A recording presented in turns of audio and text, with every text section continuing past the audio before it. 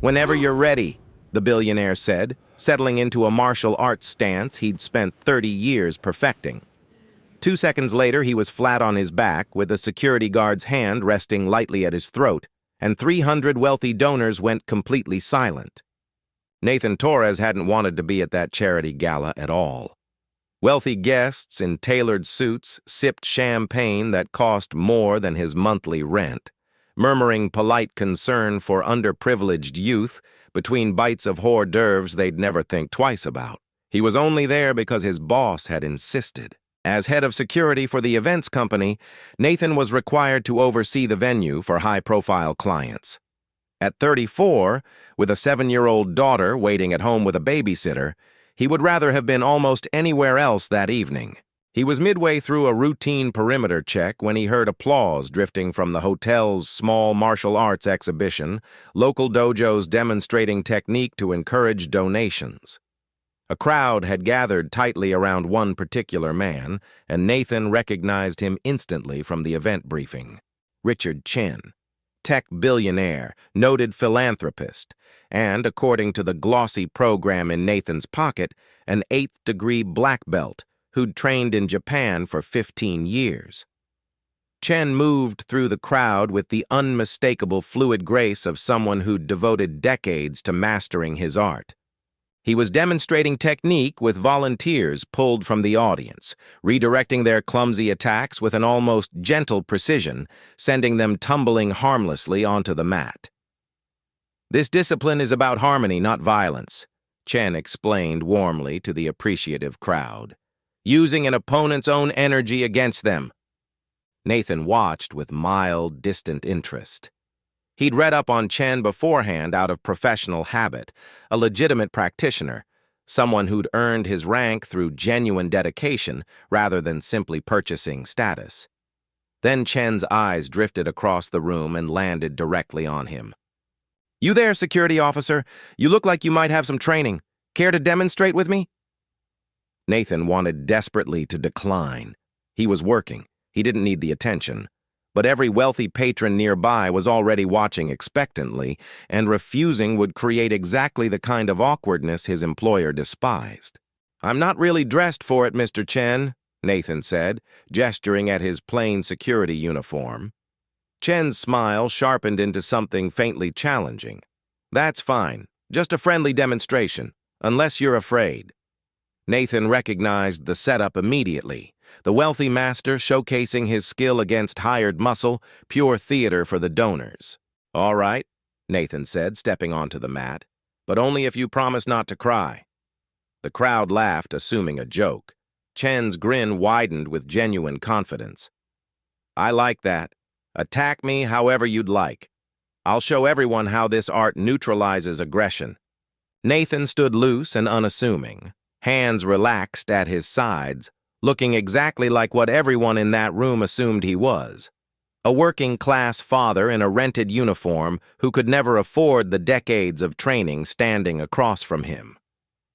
"Whenever you're ready," Chen said, settling into his stance. What happened next lasted roughly 2 seconds and would circulate on phones for weeks afterward. Nathan feinted left, drawing Chen's defensive response, then pivoted with a speed entirely at odds with his casual posture, slipping inside Chen's guard before the master could establish leverage or grip.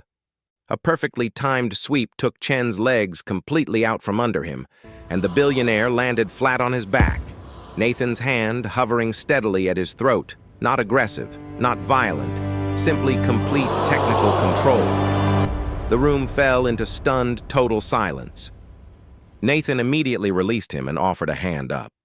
"Sorry, you did say attack however I liked." Chen accepted, rising with a mixture of shock and something close to delight. "What was that?" "Krav Maga, mostly. Some judo, a little boxing." Nathan shrugged. "Whatever works." "Where did you train?" Chen asked, genuinely curious now.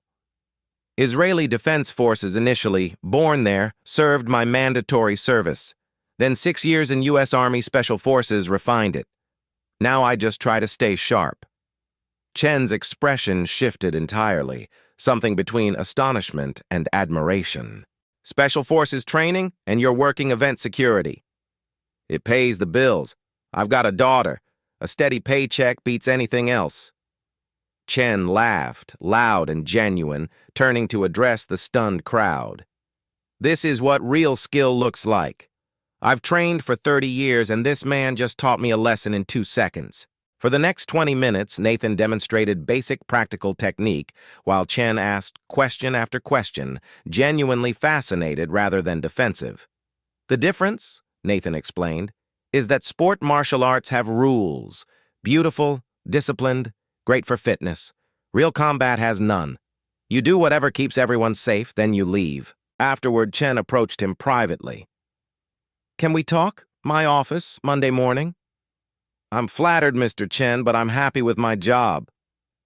I'm not offering you one. I'm asking for help with something personal.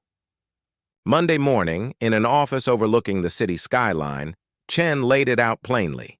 3 security breaches in the past year, corporate espionage, attempted theft. His current team was competent for basics, but unprepared for genuine threats.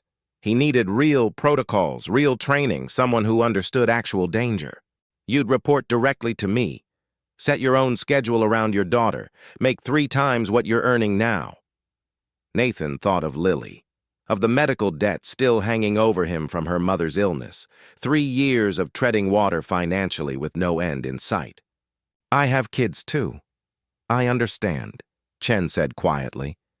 Saturday night, you neutralized an 8th-degree master in 2 seconds without hurting him. That's judgment. That's exactly what I need. Nathan accepted. Within 3 weeks, he'd identified a dozen security vulnerabilities. Within 3 months, an entirely overhauled protocol. But the deeper change happened in Chen himself. Teach me, he asked one afternoon. Not this art, I've spent 30 years on that. Teach me what actually works. You're 56 and an 8th-degree master. Why start over? Because Saturday night taught me my rank meant nothing against someone who actually knew how to fight.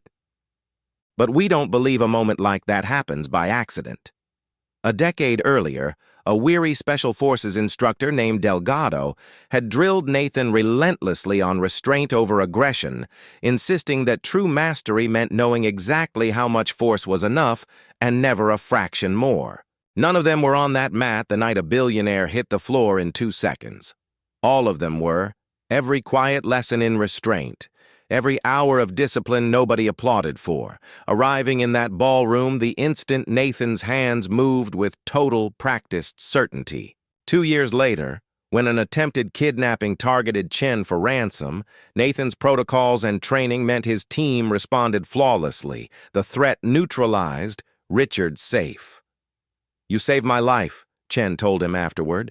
You taught me humility first. Rank means nothing if you can't back it up. Years afterward, Nathan would tell his daughter about the night he took down a billionaire and ended up with a career, a mentor, and a friend. The secret, Lily, is that real skill never needs to show off. You do what's necessary, nothing more, and you stay humble. Thank you for joining. Just a moment. We're so glad you're here.